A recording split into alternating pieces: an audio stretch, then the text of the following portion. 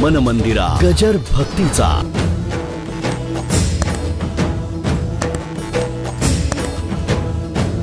कुणाला ऐकायला जातात भगवंताचं नाद, कुणाच्या कानावर जातं. ज्यांचं इंद्रिय सुद्धा विषयात अडकलेली आहेत त्यांना हे ऐकू जात नाही, पण इंद्रियांच्या पलीकडे थोडे गेले त्यांनाच भगवंताची बासरी ऐकू येते. हा पहिला मुद्दा लक्षात घ्या बरं का. काल आपण मी सहज म्हटलं, आधरी धरो निया वेणू, वेणू आधरी धरो निया वेणू, वेणू वाजविला कोणी नेणू, वेणू वाजविला कोणी नेणू, आधरी धरो निया वेणू. काय म्हटलं कळलं का? आधरी धरो निया वेणू. वेणू नाद ऐकू येतो, पण वाजविला कोणी नेणू. कोण वाजवतंय? कुठे दिसतोय? नाही का? कुठे दिसतो? चालतो. कुणामुळे चालतो? चालवणारा दिसतो, बोलवणारा दिसतो, ऐकवणारा दिसतो. वेणू वाजविला कोणी नेणू. कोण वाजवतोय कळतच नाही. आवाज ऐकू येतो पण वाजवणारा दिसत नाही. किंबहुना तो वाजवण्याचा सगुण साक्षात्कार होण्याकरताच रास लिहिला आहे. तो दिसावा. काय दिसणार का? दिसला का? हो दिसला. दिसणार का? हो दिसेल. दिसला का? दिसला. साधू संतांना नक्कीच दिसला. म्हणून तर वर्णन केले, देहुडा चरणू वाजवितो वेणू, वाजवितो वेणू. देहुडा चरणू वाजवितो वेणू, गोपिका रमणू स्वामी माझा. पुढचं महत्वाचं आहे. देखी लागे माये यमुनेचे तीरी, यमुनेचे तीरी. कसा? हात खांब्यावरी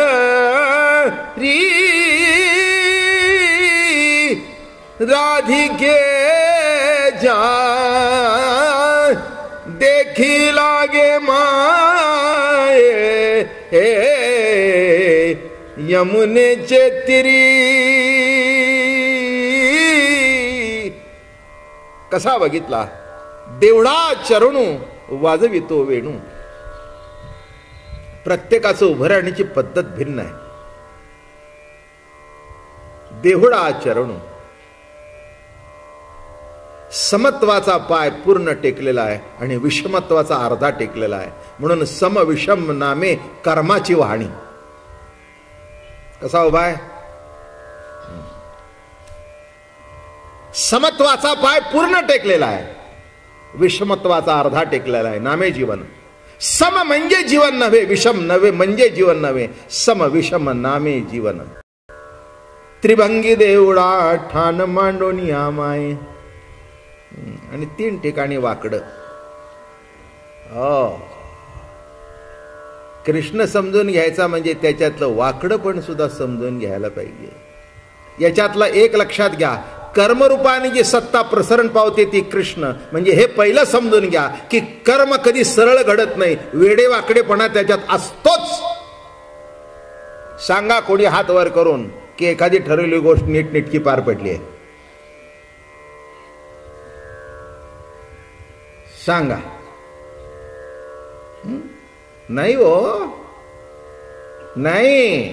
कोणचंही कर्म आहे, अहो ते देवच तसा आहे वाकडा, तर कर्म कसं सरळ होईल?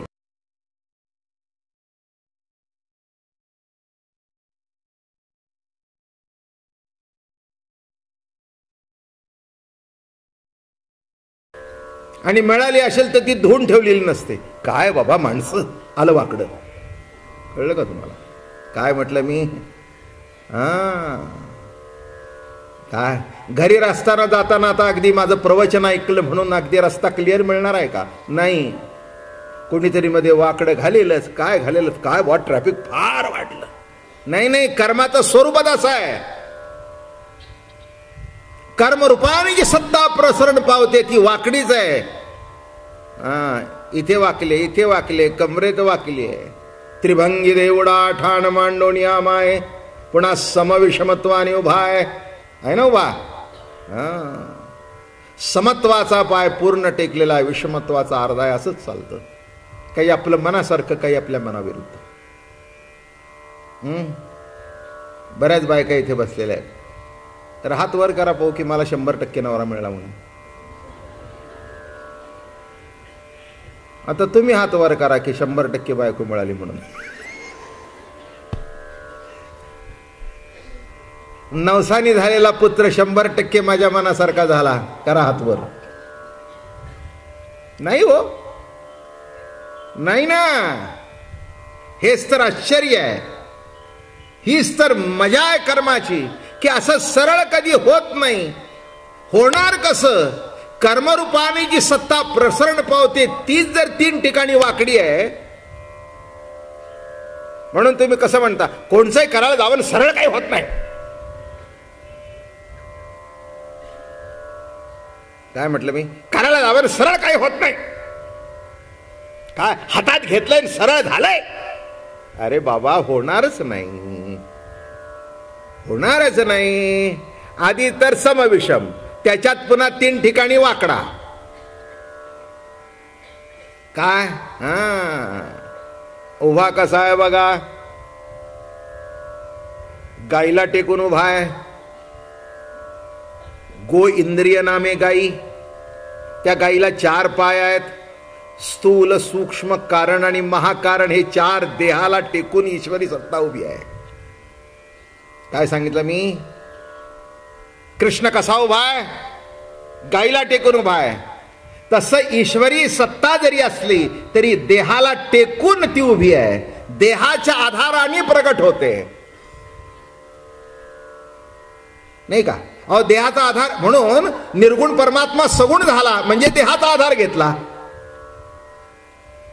निर्गुण निराकार परमात्मा सगुण झाला म्हणून वर्णन. राजस सकुमार मदनाचा पुतळा म्हणून वर्णन. देहाचा आधार घेतला नसता तर राजस कुठून आणि सुकुमार कुठून?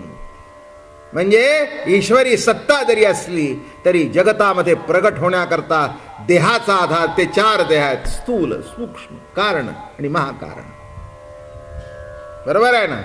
आणि असा असून सुद्धा हात खांद्यावरी राधिकेच्या, असा खांद्यावर राधिकेच्या हात आहे.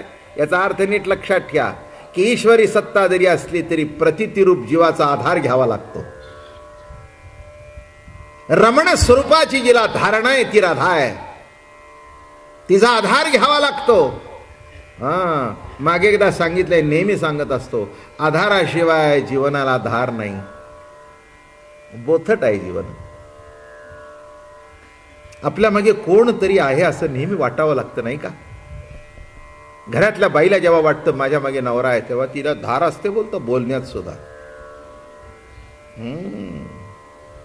जिच्या मागे नवरा नाही ती अशीच असते. होय, करते आणि ते सतत अशी घाबरलेली असते.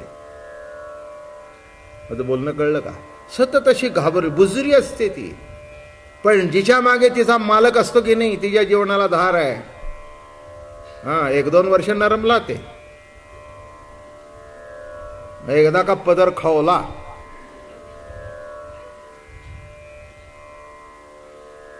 सासू म्हणते आज लवकर उठली नाही. हो, नाही उठली, मलाही माहिती आहे, पण कंबर दुखत होती, मलाही जमत नव्हतं, मी तरी काय करू. नाही उठायला जमलं. बरोबर आहे.